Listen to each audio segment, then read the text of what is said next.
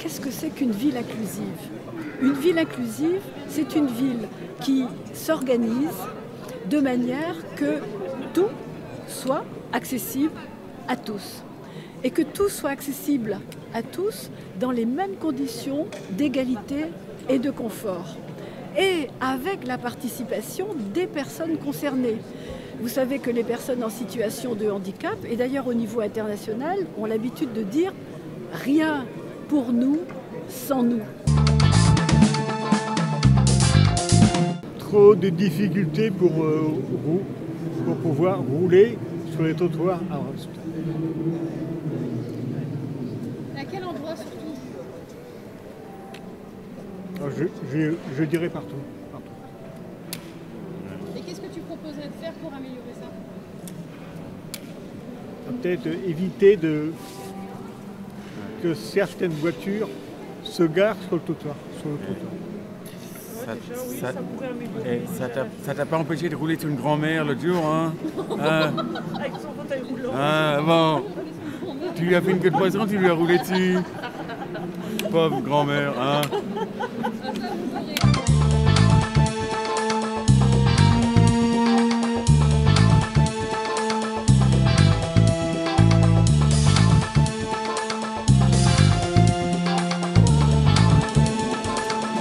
On s'est dit qu'on allait peut-être traverser en échangeant trois grandes questions. Peut-être une question déjà de définition, un petit peu vieillissement et handicap, situation commune ou différente. Vous avez ouvert finalement à cette question-là, et puisque c'est nous tous les grands témoins cet après-midi, eh ben on va en échanger. Oui, je fais partie de Papillon Blanc, Iroise et Amaury. On est à mi-temps, les seniors et le travail. Les seniors, ça consiste à mi-temps, 50 ateliers, 50% aux seniors. C'est pour nous préparer à la retraite.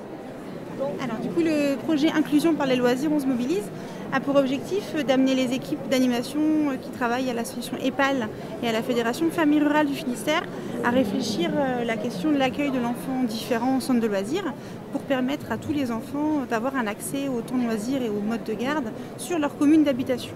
Donc on a créé des soirées de théâtre forum avec une troupe rennaise, et là l'idée était que les animateurs puissent dénouer un peu les situations complexes ou leurs appréhensions pour arriver demain à accueillir tous les enfants sur toutes les petites communes rurales du Finistère.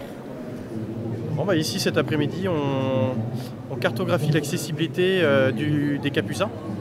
Donc l'idée c'est de cartographier sur un projet qui s'appelle OpenStreetMap, qui est une cartographie mondiale, libre, ouverte, un peu le Wikipédia des cartes.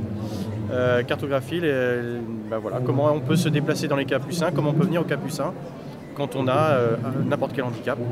Donc pour pouvoir, ce qui nous intéresse, c'est de permettre aux gens de planifier leur déplacement. Donc à l'avance, d'avoir accès à une carte et se dire oui, je peux aller aux Capucins en passant par tel endroit, et il faudrait que je me déplace de telle ou telle façon pour accéder à la médiathèque, aux différents services des Capucins. Bonjour à tous, nous avons fait un jardin partagé au lycée Vauban à l'école. Nous faisons partie des Ulysse 1 ou 2. Et nous avons construit des jardinières en bois à partir de palettes recyclées que nous avons montées au 3e étage du lycée. Et donc nous avons construit des bacs, nous avons construit 12 bacs pour y planter des salades, des légumes, des choses comme ça, ou des fleurs, comme on veut. Et effectivement, même si je constate que depuis plusieurs années, des efforts ont été accomplis pour faciliter l'accès des personnes en situation de handicap dans la ville, avec notamment sur le sol pour les personnes malvoyantes, voilà, par exemple, hein, c'est un exemple tout bête, mais effectivement, c'est une bonne initiative. Malgré tout, il reste encore du chemin à faire, je pense. J'ai pas d'exemple précis en tête, mais je pense que c'est vraiment c'est une bonne chose que cette journée soit pensée, surtout dans ce lieu, les Capucins, qui est déjà de prime abord accessible, et en plus qui symbolise aussi la diversité en termes d'activités qu'on peut mener à l'intérieur, voilà, en termes de groupes de travail, de temps conviviaux. Enfin, il y a des tas de choses qui peuvent être réalisées ici, donc autant en profiter.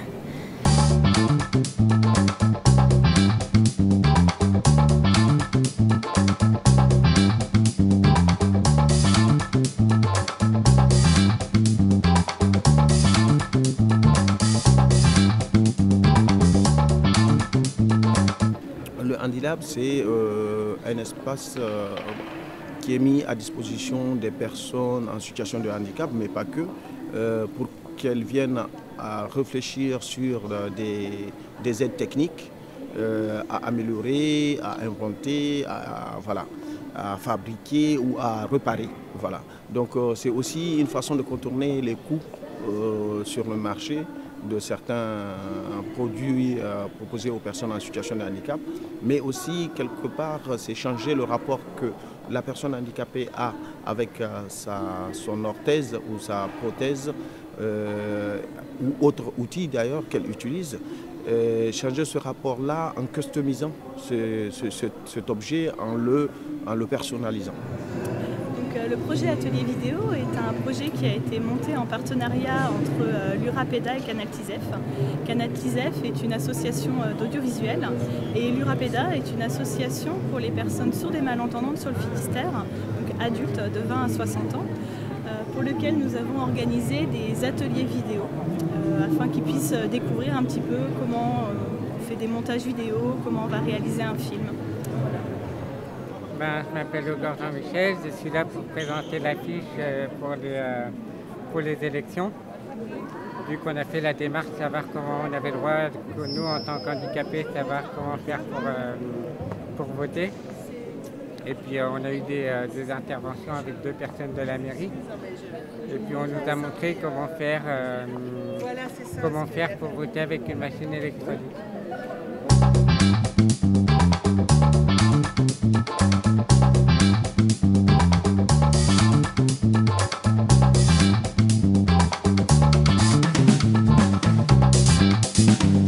Pieuse publique, mais oui, madame, à quel bonheur, c'est mon labeur, c'est là que je déclame vos états d'âme, vos anagrammes de tout mon cœur. Ce n'est pas parce que nous sommes différents que nous ne pouvons pas apprendre comme les autres. Handicapés, non. Extraordinaire, oui. Mieux prévenir l'arrivée du tramway par un support visuel ou par une alerte sonore. Merci. Nous sommes des citoyens comme les autres. Manque de place assise dans le tram. L'incompréhension, la méconnaissance, le regard de certaines personnes sur le handicap, la peur de l'autre. Les élèves crient fort dans la cour de l'école. Cela fait mal aux oreilles des enfants sourds. CM2 de la Pointe. Je suis sourde. Quand je prends le tram, j'ai toujours peur car un jour le chauffeur m'a dit de descendre comme tout le monde. Je ne savais pas quoi faire. Je suis sourde, je n'entends pas les informations sonores. J'ai donc besoin d'informations visuelles, texte écrit et ou interprétation en langage des signes, dans les wagons et sur les quais. Je rêve d'un monde où les élèves auraient suffisamment confiance pour ne plus penser que les adultes sont les ennemis.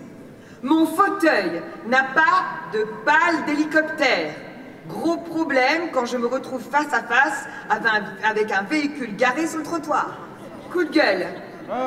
il faudrait que les chauffeurs de bus fassent attention quand ils voient des personnes âgées ou handicapées monter.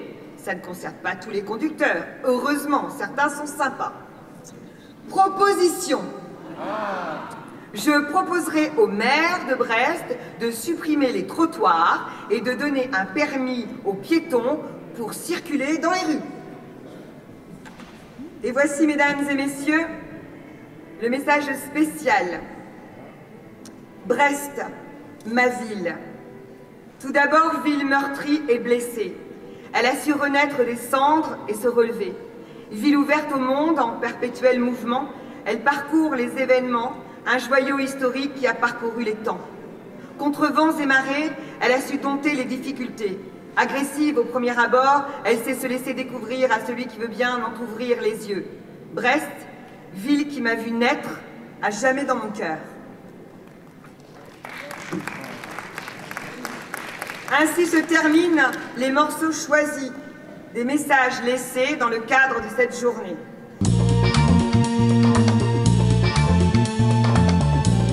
On a noté tout ça et on essaiera d'en faire le relais pour la conférence de tout à l'heure avec Charles Gardot. Et surtout de continuer à creuser cette question de la culture avec les associations qui étaient là et d'entendre ce que vous avez dit, donc sur tout ce qui est aussi des pratiques individuelles et autonomes, de ce qui est du faire ensemble et de ce qui est des différents lieux qui sont aujourd'hui pas obligatoirement encore suffisamment accueillants, suffisamment adaptés, suffisamment ouverts à tous. Voilà, donc, merci d'avoir participé à cet atelier.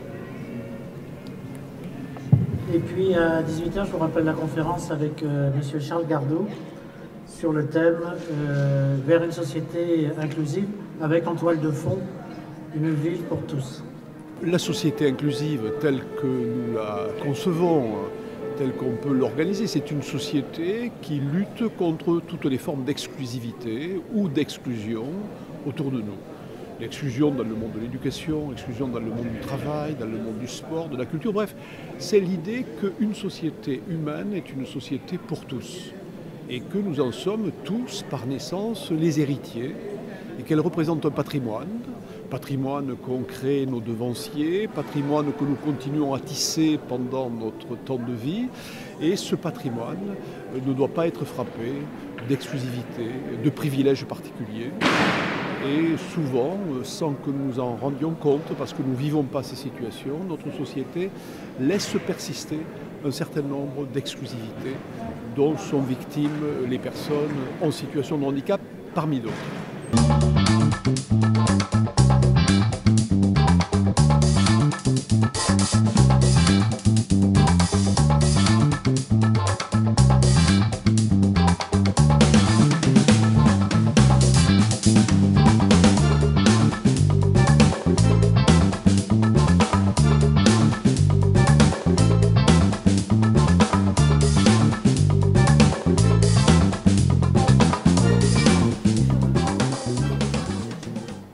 Agir en amont de nos politiques publiques.